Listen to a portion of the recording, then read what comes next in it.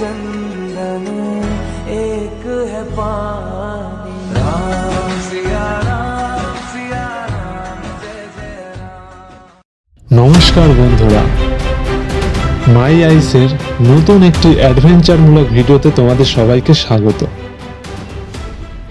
আজকের এই ভিডিওতে তোমাদের দর্শন করাবো পরম পূজনীয় শ্রী রামচন্দ্রের সাথে।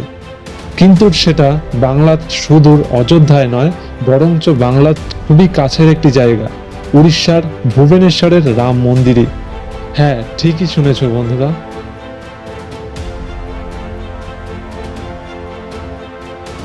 আজকের এই ভিডিওর মাধ্যমে উড়িষ্যার ভুবনেশ্বরের রাম মন্দিরের ঐতিহাসিক প্রেক্ষাপট সম্পর্কে আমরা জানব এবং তোমাদের রামচন্দ্রের পরিদর্শন করাবো। তাহলে চলো ভিডিওটা শুরু করা যাক।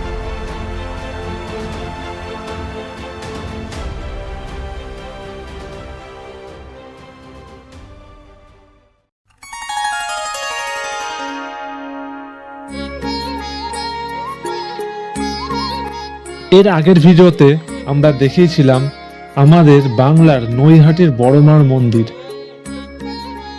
এবং সেই মন্দিরের ঐতিহাসিক প্রেক্ষাপট সম্পর্কে জেনেছিলাম। আর সেরকমই আজকের ভিডিওতে আমরা আরও একটি আমাদের হিন্দু মন্দির, উড়িষ্যার রাম মন্দির নিয়ে আলোচনা করব এবং সেখানকার ঐতিহাসিক প্রেক্ষাপট জানব।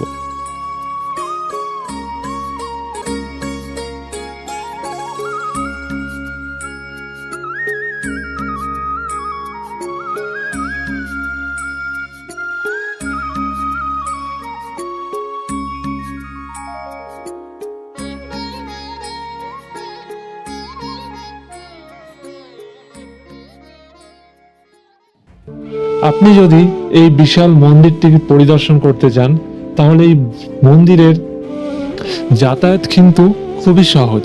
আপনি কলকাতা থেকে ভুবনেশ্বরগামী যে কোনো এক্সপ্রেস ট্রেনে ধরে প্রথমেই চলে আসবেন ভুবনেশ্বর স্টেশনে এবং এই স্টেশন থেকে মাত্র 15 মিনিটের হাঁটা পথ, অথবা চাইলে আপনি এর কাছে থেকেই টোটো বা বাস চলাচল করে বাসেও চলে যেতে পারেন উড়িষ্যার রাম মন্দিরে।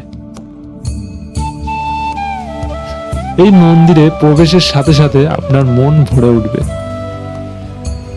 এই রাম মন্দিরটি কিন্তু উড়িষ্যার অন্যান্য মন্দির যেমন পুরীর জগন্নাথ মন্দির, কোণার্কের সান টেম্পলের মতো অতটাও পুরাতন নয়। তাদের থেকে তুলনামূলকভাবে অনেকটাই আধুনিক একটি মন্দির, যা 1979 সালের 27শে জুন প্রাণ প্রতিষ্ঠার মাধ্যমে এর কার্যক্রম শুরু হয়। এই মন্দিরে প্রবেশের সাথে সাথেই আপনি যে শুধু রাম বা সীতাকে দেখতে পারবেন তা কিন্তু নয়। রাম সীতার সাথে সাথে কিন্তু লক্ষ্মণ, ভরত এবং হনুমানের মূর্তিও কিন্তু এখানে প্রচুর পরিমাণে রয়েছে। সঙ্গে রাধাকৃষ্ণের মন্দিরও কিন্তু এই মন্দিরের সাথেই লাগোয়া রয়েছে। 1979 সাল নাগাদ মন্দিরটি কলিঙ্গ ফাউন্ডেশন ট্রাস্ট দ্বারা নির্মিত হয় এবং এটি একটি বেসরকারি ট্রাস্ট দ্বারা পরিচালিত হয়, যা ভুবনেশ্বরের প্রাচীন মন্দিরের উদ্দেশ্যে একটি নতুন সংযোজন হয়ে দাঁড়িয়েছে। তবে পর্যটকদের কাছে কিন্তু এটা অত্যন্ত একটি জনপ্রিয় জায়গা।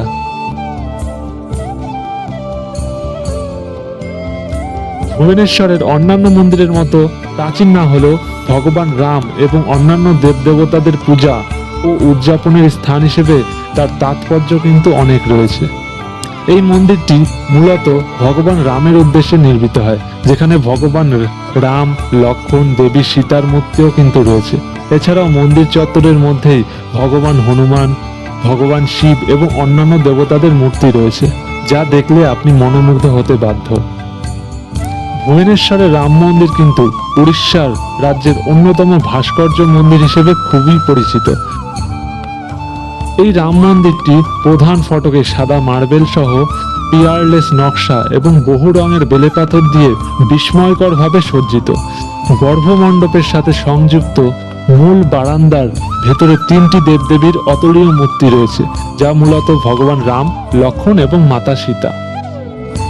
এই মন্দিরের প্রধান উৎসব রামনবমী হলেও বছর জুড়ে কিন্তু হিন্দুদের প্রায় সমস্ত উৎসবই, যেমন বিবাহ পঞ্চমী, জন্মাষ্টমী, শিবরাত্রি, পনা সংক্রান্তি, সমস্ত হিন্দু উৎসবই অত্যন্ত বড় আকারে এখানে পালিত হয়।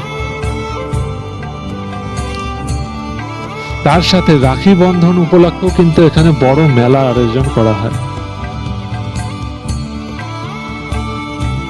তো বন্ধুরা, আমরা এই ভিডিওতে আলোচনা করলাম ভুবনেশ্বরের রাম মন্দিরের ঐতিহাসিক প্রেক্ষাপট, যা আমাদের উড়িষ্যা সিরিজের প্রথম ভিডিও।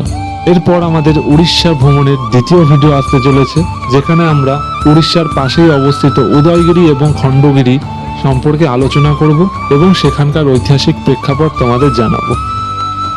তো উড়িষ্যার ভুবনেশ্বরের রাম মন্দির সম্পর্কে তোমাদের তথ্য জেনে কেমন লাগলো তোমরা অবশ্যই কমেন্টে জানাবে। যদি ভালো লেগে থাকে অবশ্যই আমাদের চ্যানেলটি সাবস্ক্রাইব করতে ভুলবে না। এরকমই নতুন নতুন জায়গা সম্পর্কে জানতে এবং নতুন নতুন জিনিস দেখতে অবশ্যই আমাদের চ্যানেলটির পাশে থাকবে। আর এইভাবেই প্রতিদিন নতুন নতুন জায়গা দেখে এবং নতুন নতুন জায়গা সম্পর্কে জেনে আনন্দে থাকুন আর দেখতে থাকুন মাই আইস।